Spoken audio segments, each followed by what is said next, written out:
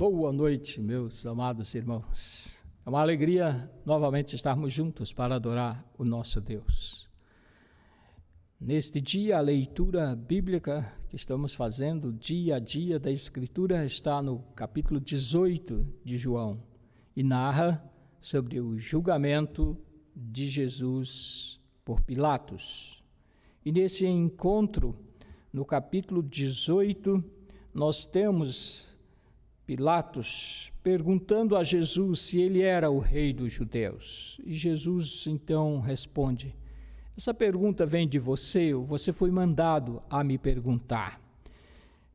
Pilatos, meio revoltado, responde a Jesus que ele não era judeu, mas foram os líderes religiosos que o entregaram. Então Jesus lhe dá a resposta à altura.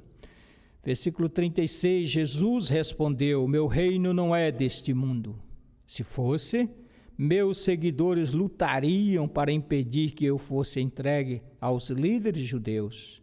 Mas meu reino não procede deste mundo. Pilatos disse: então você é rei? Você diz que sou rei. Respondeu Jesus: de fato, nasci e vim ao mundo para testemunhar a verdade. Todos que a amam a verdade. Ouve minha voz.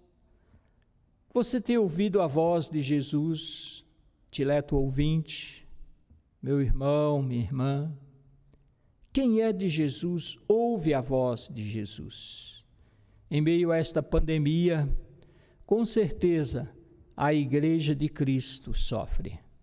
Mas você, mesmo impedido de vir ao templo, Deus procura adoradores que o adorem em espírito e em verdade. Sirva ao Senhor diariamente. Ouça a voz do seu Santo Espírito. Reflita sobre suas verdades eternas. Ande na verdade. Conhecereis a verdade vos libertará. Que o Senhor impacte seu coração para Ele dia a dia, até que Ele volte. Vamos orar. Pai, na beleza de Tua santidade, Te louvamos nesta hora. Como igreja do Senhor Jesus, clamamos: Maranata, vem, Senhor Jesus. Enquanto o Senhor não vem, que cada irmão possa ser fortalecido no Senhor e na força do seu poder. Possa ser impactado pela verdade de Tua palavra, consolado pelo Teu Santo Espírito, fortalecido para viver uma vida cristã vitoriosa e compartilhar com outros as verdades transformadoras, como discípulo de Cristo Jesus, em compartilhar Cristo para outros. É a nossa oração com gratidão no nome de Cristo Jesus. Amém. Participe na adoração e louvor. Reflita sobre a mensagem pregada. Viva um dia de cada vez à luz da eternidade. Ela em breve baterá a sua porta, e aí estaremos para sempre com o Senhor. Que o Senhor vos abençoe ricamente. Obrigado. Boa noite. Essas máscaras no calor dá uma suadeira no rosto daquelas, né? Vamos louvar ao Senhor? Amém? Amém. Nosso primeiro hino nesta noite, o hino de número 106, do Inário Voz de Melodia, Jesus, sempre te amo. Jesus, sempre te amo. Oh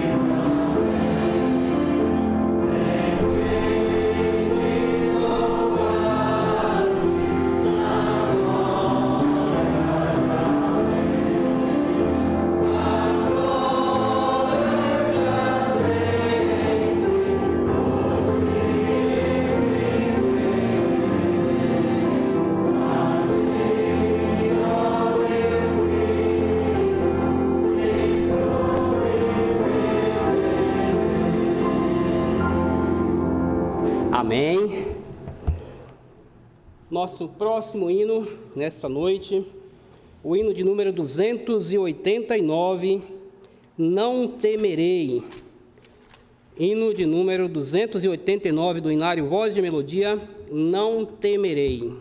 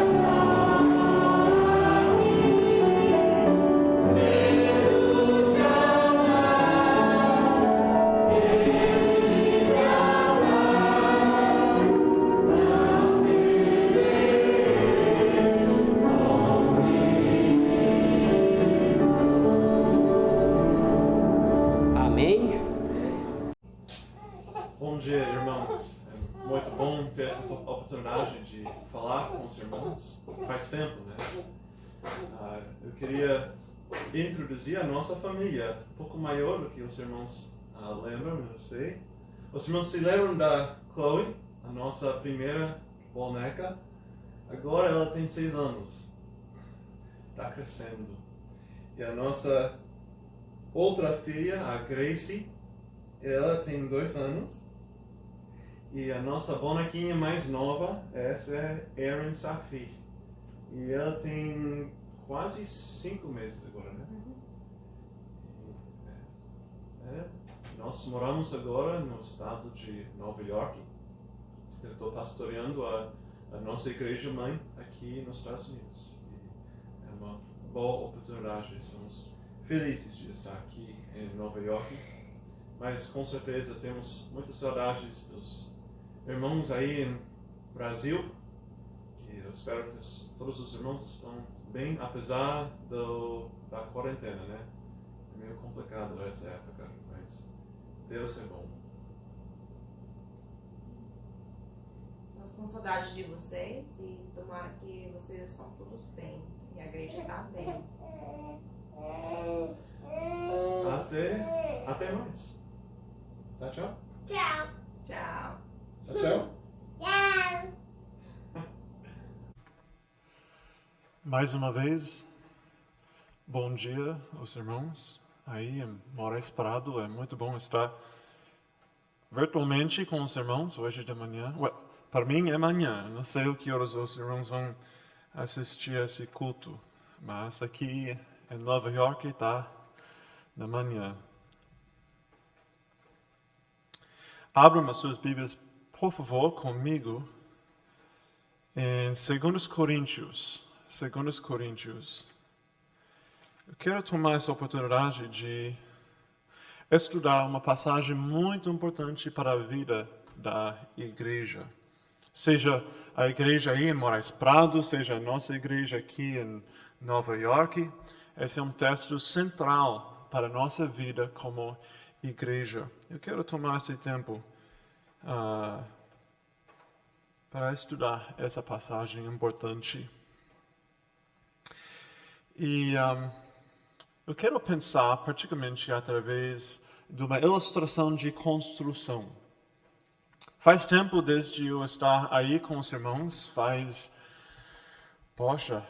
foi 6 anos atrás quando cheguei aí em Moraes Prado. Quando cheguei, os irmãos se lembram, eu não sabia de nada, nem de português, nem de nada mais. E é interessante, ao longo dos últimos anos, aprendi muito, não apenas no assunto de português, mas também no assunto de construção.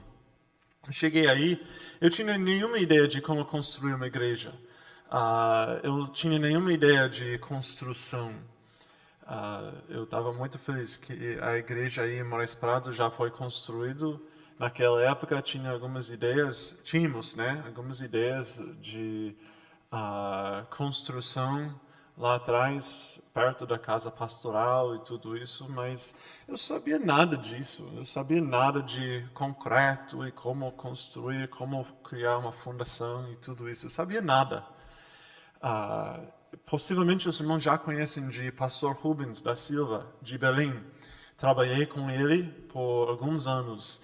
E ele é muito útil nesse assunto. Ele sabe muito sobre construção. Eu aprendi muito através dele lá em Belém.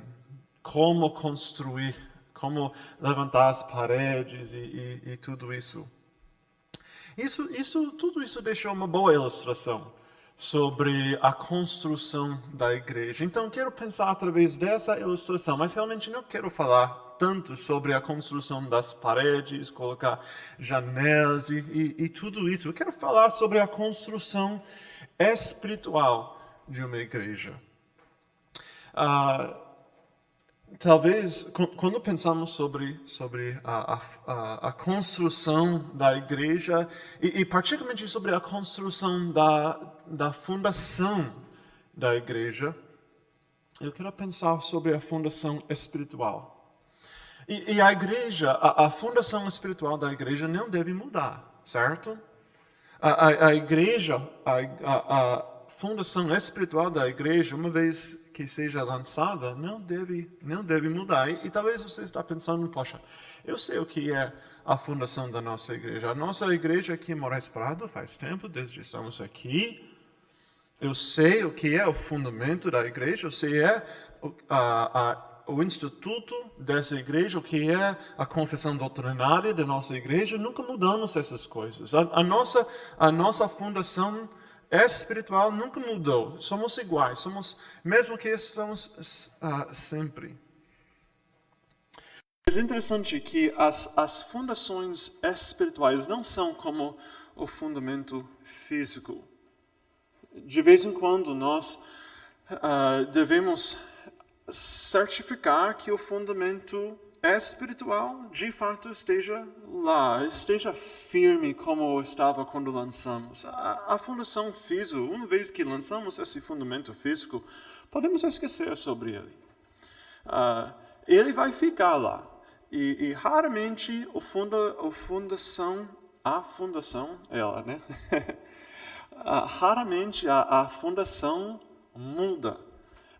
De vez em quando pode acontecer, então depois de 15, 20 anos, talvez você deve certificar que tudo esteja certinho.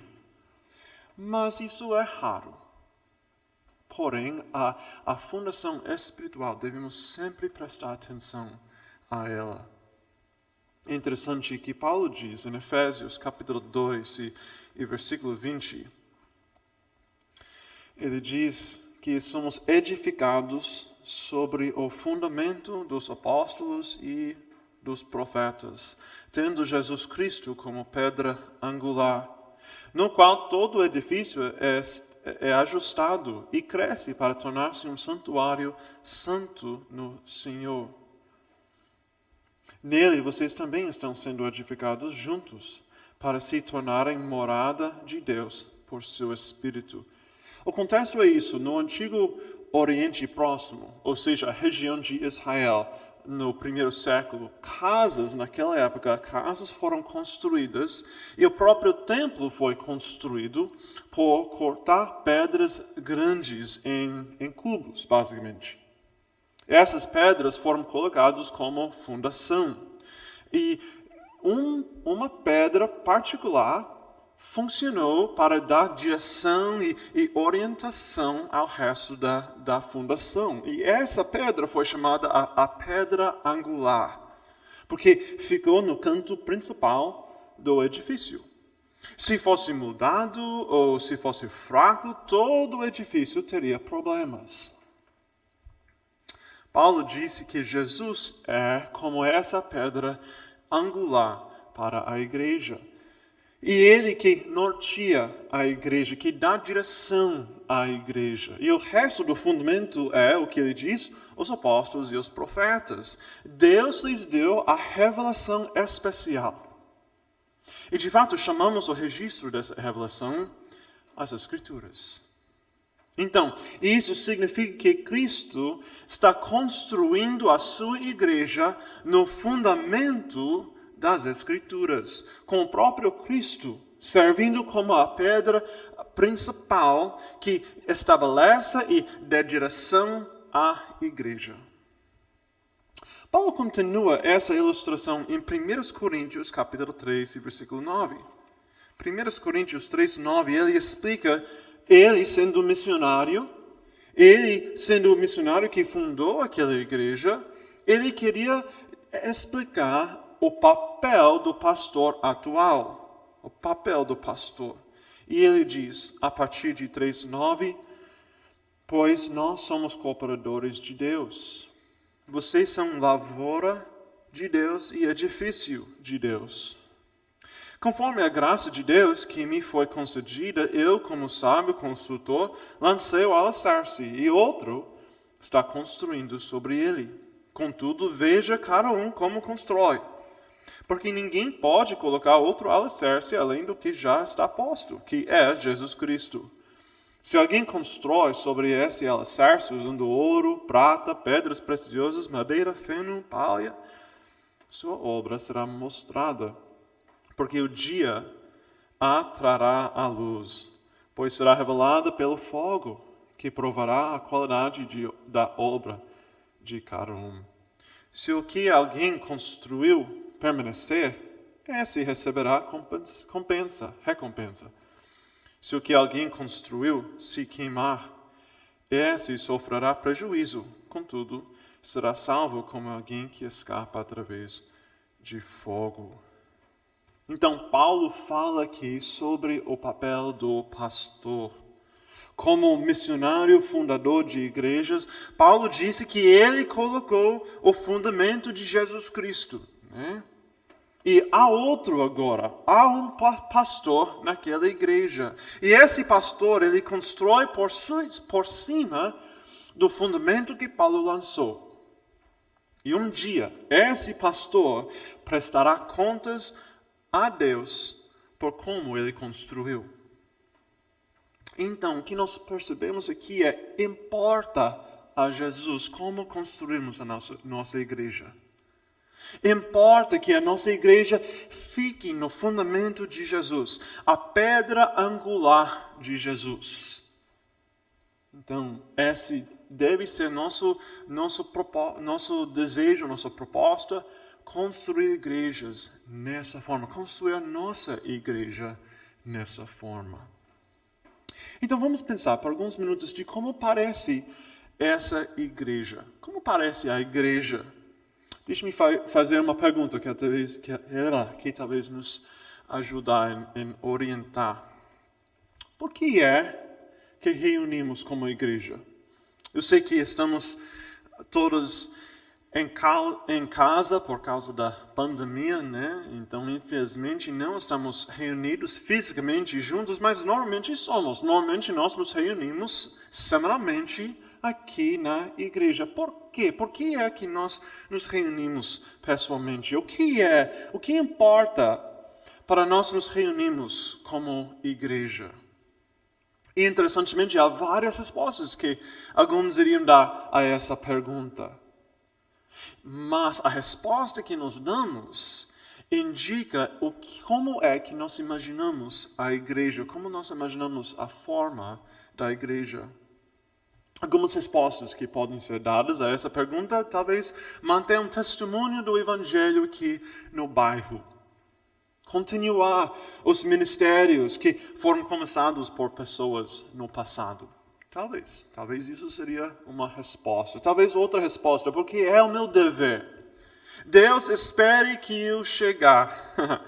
Outros na igreja também esperem que eu chegue. Então eu vou estar, é meu dever. Outra resposta, talvez aprender dicas para que eu possa crescer em sabedoria ou discernimento na minha vida cotidiana. Pode ser. Talvez uma resposta um pouco mais espiritual. Porque é assim que nós louvamos a Deus nos cultos. Nós devemos chegar para louvar a Deus nos cultos através de cantar músicas, através de celebrar a ceia do Senhor, através de ouvir pregações, através de ter comunhão uns com os outros. Todas essas respostas são possíveis. Mas, de fato, todas essas respostas são inadequadas. Assim que alguns fazem parte da razão principal, em si mesmo, todas essas respostas são insuficientes. Na realidade, a única razão de reunir como igreja é glorificar a Deus. Todo aspecto da igreja, tudo que fazemos como igreja, cada ministério, cada culto, cada música, tudo tem por alvo glorificar a Deus. Mas o que isso significa? Isso parece como uma resposta muito simples, como a resposta de escola dominical, né? O que isso significa? Hoje eu quero estudar uma passagem em 2 Coríntios que nos ajuda na resposta dessa pergunta. Abra-me agora para 2 Coríntios. Eu vou ler 2 versículos, capítulo 4, versículo 6 e capítulo 3, versículo 18. Ouça esses versículos. Pois Deus, que disse das trevas resplandeça a luz, Ele mesmo brilhou em nossos corações, para a iluminação do conhecimento da glória de Deus na face de Cristo. E todos nós, que com a face descoberta contemplamos a glória do Senhor, segundo a sua imagem estamos sendo transformados com glória cada vez maior, a qual vem do Senhor, que é o Espírito. Nesses 2 versículos, nós temos uma imagem de o que significa para a igreja glorificar a Deus como seu propósito. Então, eu quero por alguns minutos fazer algumas observações desse texto e explicar como isso aplica para nós como igreja. Observe como a igreja glorifica a Deus. Paulo disse que Deus, em versículo 6, capítulo 4, versículo 6, Paulo diz que Deus revelou sua glória para nós na face de Jesus, ele diz. Então nós vamos começar com essa ideia principal. Nós glorificamos a Deus por olhar na face de Jesus. Porque Deus revelou sua glória na face de Jesus. Deixe-me repetir isso. Glorificamos a Deus por olhar na face de Jesus. Porque Deus revelou sua glória na face de Jesus. Tudo que digo seria o desenvolvimento dessa ideia central. Okay? Então, seguindo essa ideia, nós vamos fazer 4 observações do texto. 4 observações. Primeira observação, Deus glorifica a si mesmo por resplandecer a luz em nossos corações. Deus glorifica a si mesmo por resplandecer a luz em nossos corações. Há um Deus neste mundo. Ele é poderoso. Ele é enganoso. Ele é manipulador. Ele está cegando os corações dos incrédulos. Ele não é um ídolo, mas ele é mesmo o poder por trás de todos os ídolos em nosso mundo. As pessoas à nossa volta estão voluntariamente cegos à glória do Deus Criador, porque o Deus deste mundo lhes vendeu uma lista de bens que as convida a satisfazer as suas almas nos prazeres temporários nessa vida. Mas há outro Deus neste mundo. E de fato Ele é o Deus sobre este mundo. Em versículo 4, Paulo descreve o Deus dessa era. E ele coloca esse Deus dessa era contra, versículo 6, o Deus que disse das trevas resplandeça a luz. Pensem como Paulo descreve esse Deus verdadeiro. Ele é o Deus Criador. Esse Deus é o soberano sobre essa criação. Imagina para mim a história da criação. Na história da criação, será que o sol primeiro, ele brilhou por sua própria vontade ao esforçar-se muito? Não. Não foi o Deus que disse, haja luz, e houve luz. Da mesma forma, Deus brilhou a luz em nossos corações. Paulo faz a comparação da nossa capacidade de ver a glória de Deus na face de Cristo com o ato de criação. Olha novamente em versículo 6, pois Deus que disse das trevas resplandece a luz, Ele mesmo brilhou em nossos corações. Assim é a verdade, como nós afirmamos no início, que nós glorificamos a Deus por ver a glória de Deus na face de Jesus. Mas, primeiramente, Deus glorifique a si mesmo em nós, brilhando a sua luz em nossos corações. Um autor, pensando sobre essa ideia no contexto da igreja, ele disse isso. Nossas igrejas não são, em última instância, a obra de homens e mulheres. São a obra de Deus, chamada à existência pela sua palavra poderosa e criativa. Como é que a igreja glorifica a Deus? Glorificamos a Deus ao ver a glória de Deus em Jesus. Mas a nossa visão da glória de Deus em Jesus não é por causa própria. Nós, como igreja, não glorificamos a Deus em primeiro lugar porque queremos fazer isso, porque somos suficientes a fazer isso, porque fomos espertos suficientes ou inteligentes o suficientes para fazer isso. Fomos intencionalmente, por propósito, cegos, por causa própria, cegos. Somos dependentes da graça de Deus que nos mostra a sua glória. Deus glorifica a si mesmo em nós, brilhando a sua luz em nossos corações.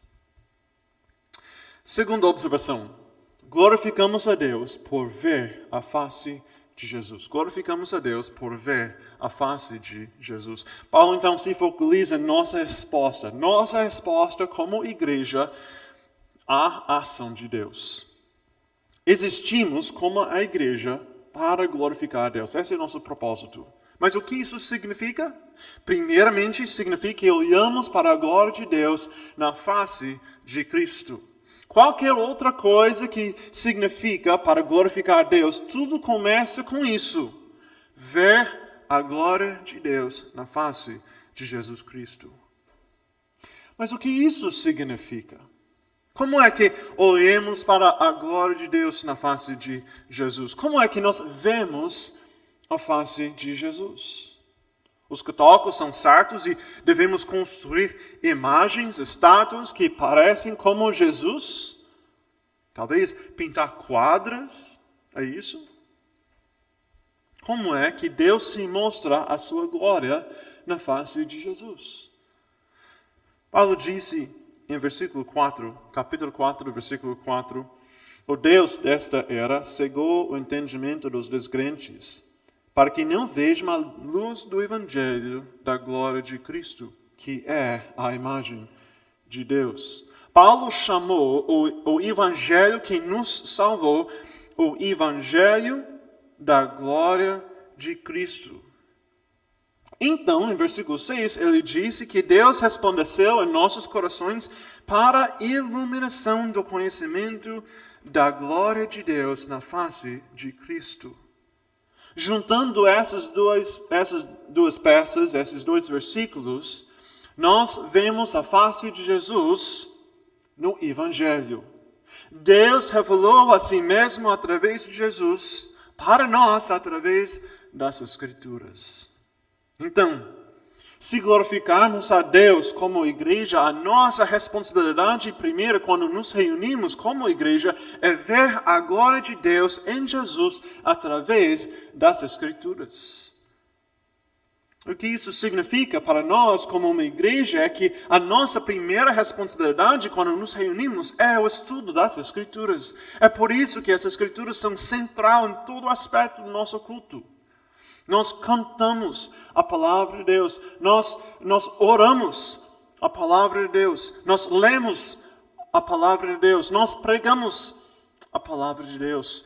Todo aspecto do nosso culto se envolve a palavra de Deus. Mas é interessante que a palavra de Deus e o estudo da palavra de Deus não tratamos como um fim em si mesmo. Quando estudarmos as Escrituras, devemos ver a glória de Deus em Jesus nas Escrituras. Isso é a parte mais básica da igreja. Não reunimos como igreja para manter as nossas tradições. Não reunimos como igreja por dever. Reunimos para glorificar a Deus por ver na Bíblia a face de Jesus Cristo. Então, deixe eu fazer a pergunta. É possível, quando reunimos como igreja, estar distraída dessa olhada para a glória de Deus na face de Cristo nas Escrituras?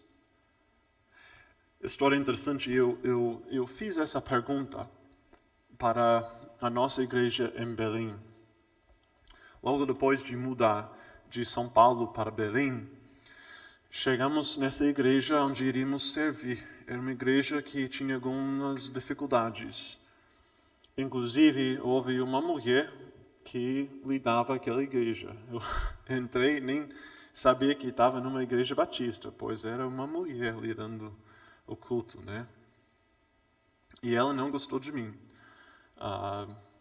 porque eu expliquei as Escrituras e o que é a norma das Escrituras, o que as Escrituras esperam de nós nesse aspecto.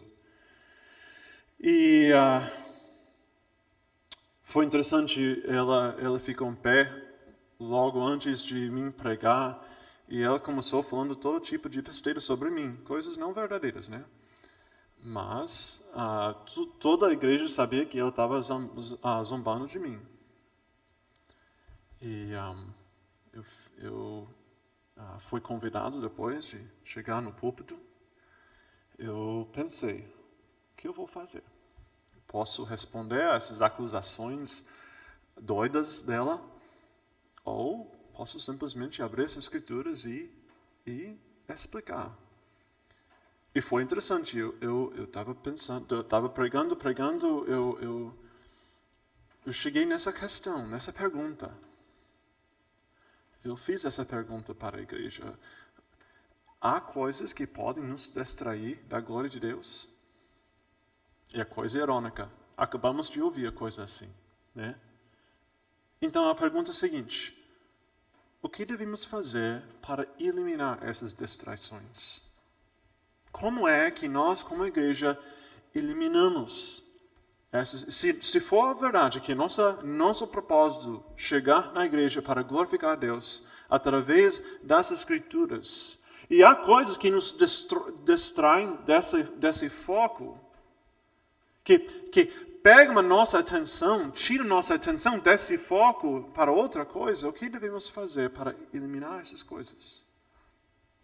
Talvez seja coisa tão simples como desligar o celular.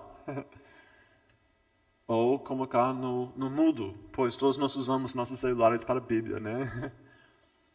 O que devemos fazer para eliminar essas distrações? Deixa eu fazer outra pergunta.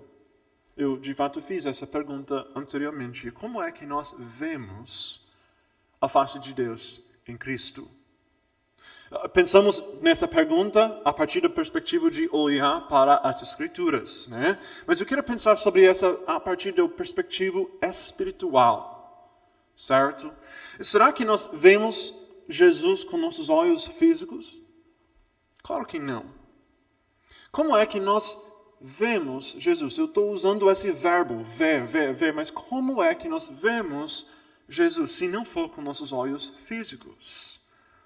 E de fato estamos usando essa palavra ver não no seu sentido físico, mas no sentido metafórico, ok? Não vemos Jesus com nossos olhos físicos, vemos-lo com nossos olhos espirituais. Paulo fala sobre isso no Efésios capítulo 1. Ele fala sobre os olhos do nosso coração. Nós vemos Jesus com os olhos dos nossos corações. Mas o que isso significa? Um teólogo colocou isso na forma seguinte. Ele diz que ver é uma figura para perceber com o coração. E o que percebemos é a mensagem do Evangelho, vida e justiça no Cristo crucificado. Estamos falando sobre fé. Nós vemos Jesus pela fé. Se vermos a glória de Deus na face de Jesus, será pela fé. Lembre-se o que o autor de Hebreus diz. A fé é a certeza, a firmeza de coisas que se esperam. O fundamento da igreja está construído na firmeza de Jesus Cristo, quando olharmos fielmente para Ele pela fé. Então, glorificamos a Deus por ver a face de Jesus. A palavra-chave que é ver. Terceira observação, glorificamos a Deus por ser transformados para a imagem de Cristo. Nós glorificamos a Deus por ser transformados para a imagem de Cristo. O propósito de Deus para nós, aqui na igreja, os membros dessa igreja, não termina com nossa primeira olhada para a glória de Deus na face de Cristo. Não glorificamos a Deus por simplesmente ver. Há mais do que isso. Lê comigo novamente 3:18. Todos nós que com a face descoberta contemplamos a glória do Senhor, segundo a sua imagem, estamos sendo transformados com glória cada vez maior, a qual vem do Senhor que é o Espírito. Esse versículo diz algumas coisas muito importantes. Primeiramente, Paulo diz que estamos contemplando a glória do Senhor. E talvez se você tiver atualizado, você está lendo que diz, contemplamos como por espelho. Essa palavra contemplar é exatamente o verbo que foi usado quando você contempla a sua face no espelho. Não simplesmente contemplar qualquer coisa, mas contemplando como por espelho. E esse espelho, a ideia desse espelho se refere à Escritura e mais especificamente ao Evangelho nas Escrituras. Nós vemos a glória de Deus na face de Jesus através do Evangelho, mas já estabelecemos isso.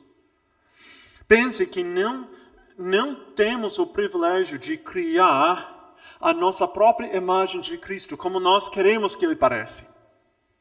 Deus nos mostra na Bíblia como Jesus parece. Mas observe o que Deus faz sobre tudo isso.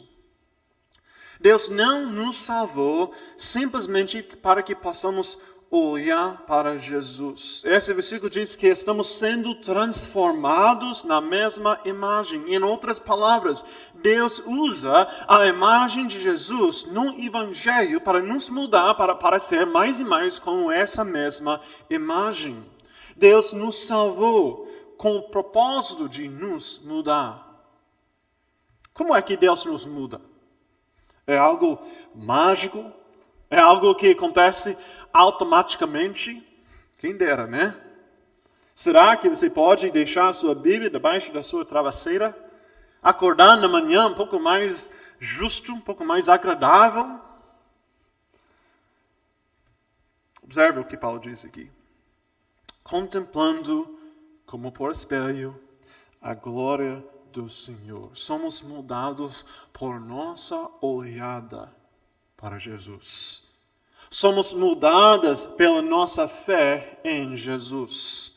Quando olhamos para Jesus nas páginas das Escrituras e nós vemos a glória de Deus na face de Jesus nas páginas das Escrituras, Deus nos muda. O que significa ler a Bíblia pela fé?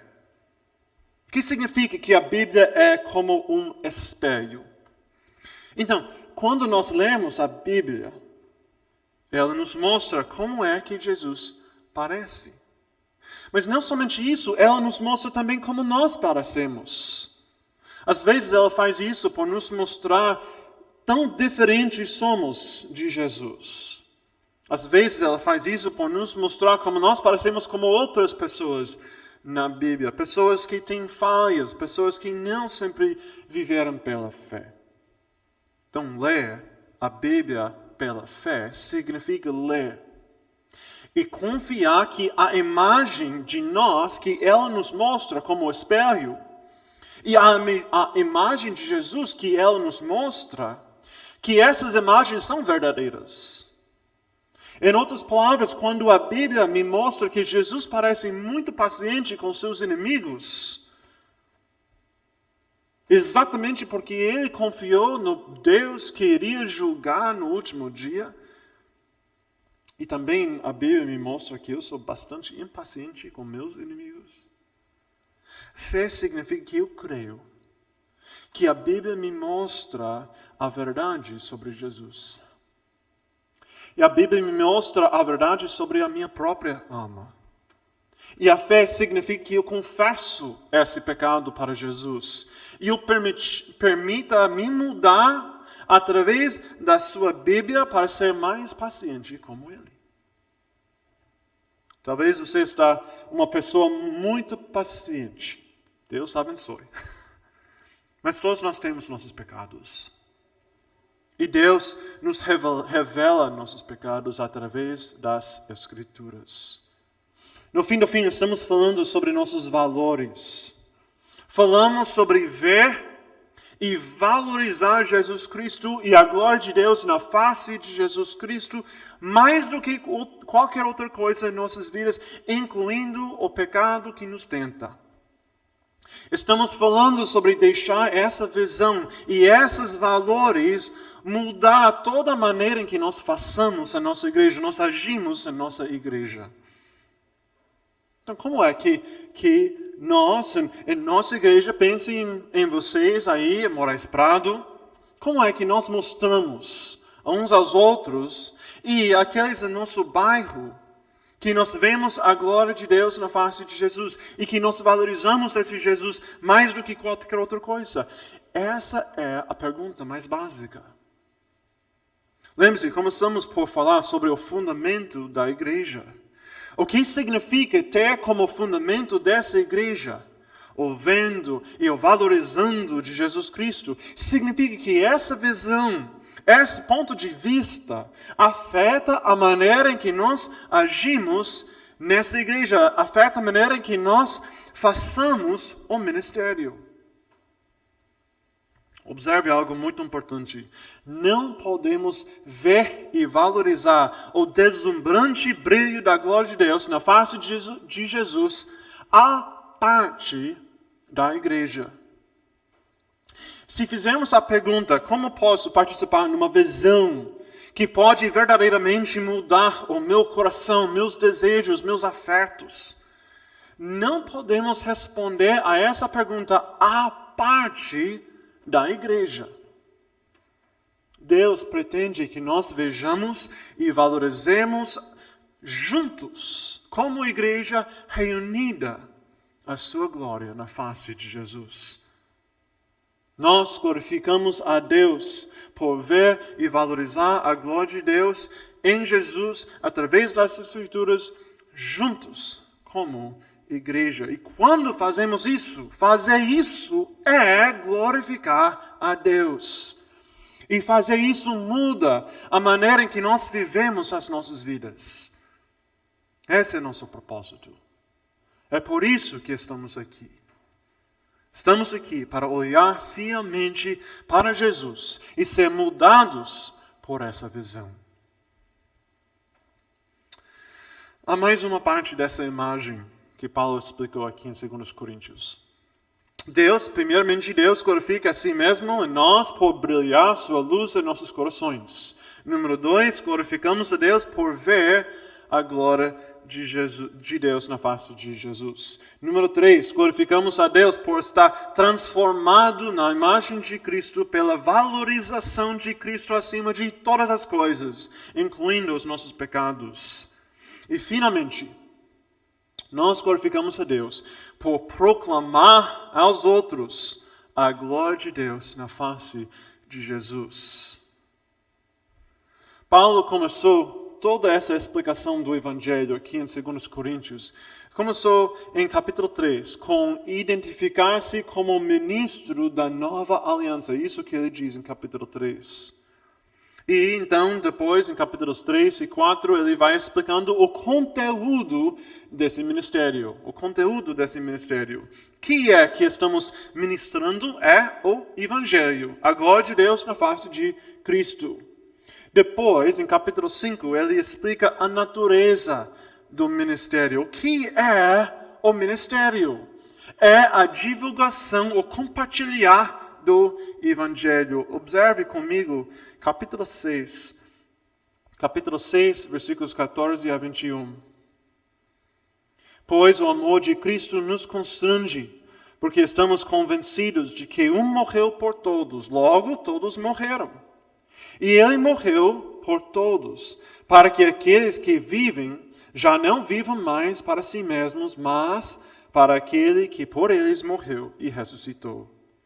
De modo que, de agora em diante, a ninguém mais consideramos do ponto de vista humano. Ainda que antes tenhamos considerado Cristo dessa forma, agora já não o consideramos assim. Portanto, se alguém está em Cristo, é nova criação. As coisas antigas já passaram, eis que surgiram coisas novas.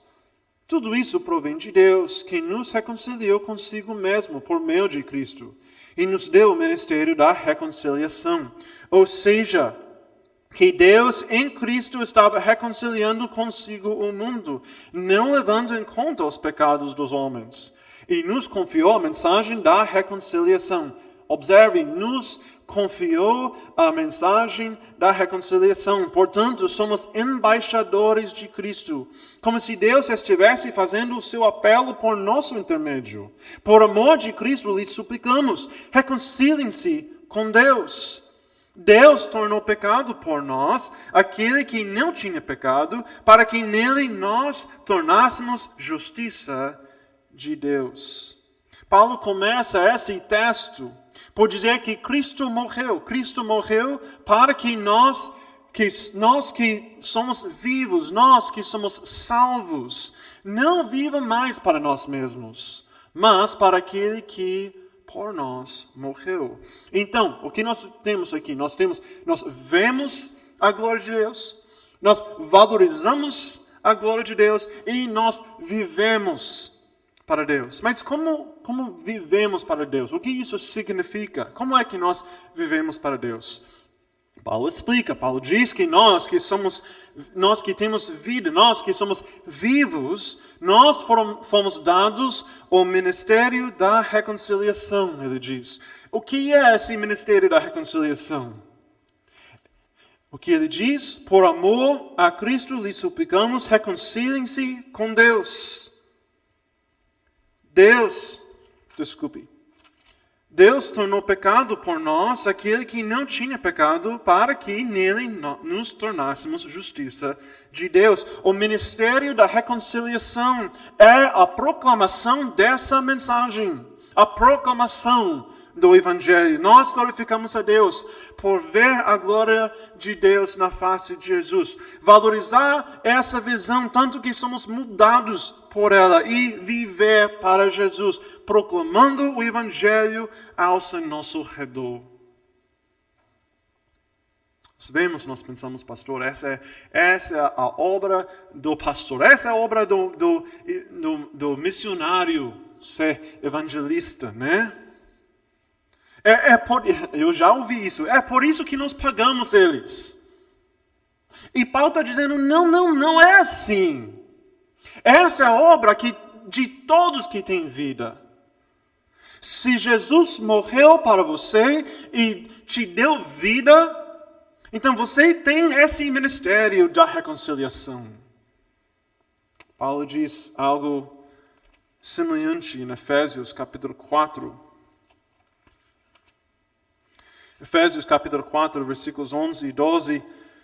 Ele designou alguns para apóstolos, outros para profetas, outros para evangelistas, outros para pastores e mestres, com o fim de preparar os santos para a obra do ministério, para que o corpo de Cristo seja edificado.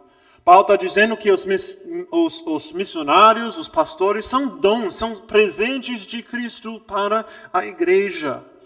E esses homens, esses presentes, foram dados por razão, preparar a igreja pelo desempenho do ministério. De novo, o ponto é que cada crente tem essa responsabilidade, ou dever de proclamar às descrentes a glória de Deus na face de Cristo. Nós, crentes, nós devemos achar Cristo tão glorioso, tão atrativo, tão belo, que esteja nossa paixão, olhar para Ele, valorizar Ele e chamar todos ao nosso redor de compartilhar conosco com essa visão de Cristo. E é assim que a igreja glorifica a Deus. Então, é assim que construímos uma igreja que glorifica a Deus. Uma igreja que glorifica a Deus é uma igreja onde Deus está glorificando a si mesmo por resplandecer a luz do Evangelho nos corações dos crentes. Uma igreja que glorifica a Deus é uma igreja que olha para Jesus, a glória de Deus na face de Jesus. Uma igreja que glorifica a Deus é uma igreja que valoriza Cristo, tanto que a igreja está transformada para ser mais como esse mesmo Jesus. E é uma igreja que glorifica a Deus, é uma igreja que vive por Jesus, que se desempenha no ministério. Uma igreja que proclama o ministério de reconciliação para todos os perdidos no seu redor. Então, essa é a sua visão? Você está olhando para esse Jesus Está vendo esse Jesus nas páginas das Escrituras? Você está vendo Jesus como a pessoa mais gloriosa, mais bela em todas as Escrituras? Você está valorizando Jesus mais do que qualquer outra coisa na sua vida? Essa visão de Jesus nas Escrituras, essa visão está mudando a sua vida e o seu coração? Você está se tornando cada vez mais parecido com esse Jesus? E você está se envolvido no ministério do Evangelho? Porque você vê esse Jesus como tão glorioso, tão valioso.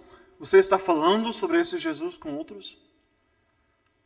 Mais uma vez, essa é a única visão que pode cumprir a promessa de mudar os afetos e renovar os desejos. Talvez você já tenha compartilhado nessa visão ao longo de muito tempo.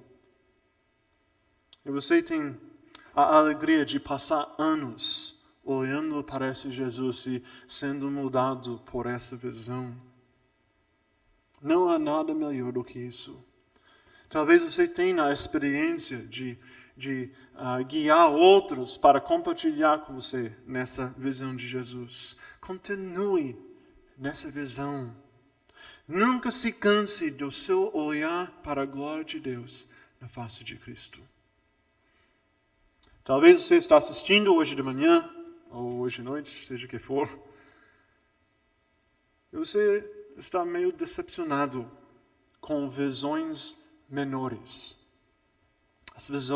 As visões menores vêm, por vezes, com luzes mais brilhantes, as pessoas mais flamejantes.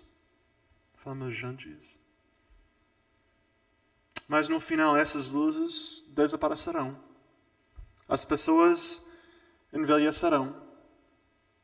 As visões menos brilhantes serão reveladas por serem cópias falidas, fabricadas por um Deus enganador.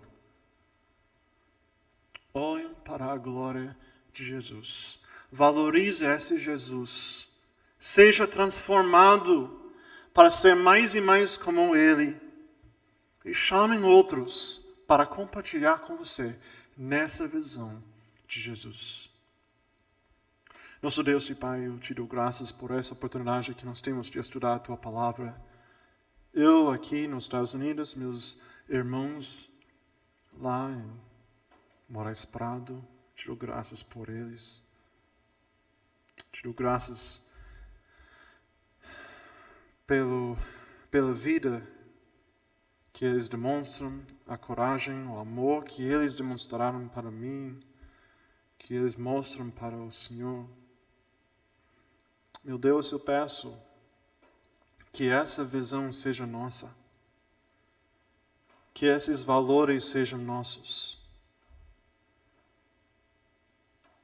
que nós nos desempenhamos na obra do ministério como o Senhor colocou aqui nas Escrituras como nossa proposta. Nos ajude. De fato, nenhuma dessas visões ou valores são naturais para nossa carne. Nós temos a propensão natural de nos inclinarmos para nossos próprios desejos, nossos próprios valores. Nos muda, eu peço. Te dou graças por pastor Diego e a obra dele. Eu te dou graças que ele está atualmente implementando essa visão e colocando esse Jesus claramente nas Escrituras para os irmãos lá ouvirem, verem. Peço que o Senhor abençoe o ministério lá em Moraes Prado. Eu peço que o Senhor cresça aquela igreja, naquele bairro, aumenta o testemunho dessa igreja no seu bairro. E que ela brilhe para a glória de Deus. Eu peço tudo isso em nome do nosso Salvador Jesus. Amém.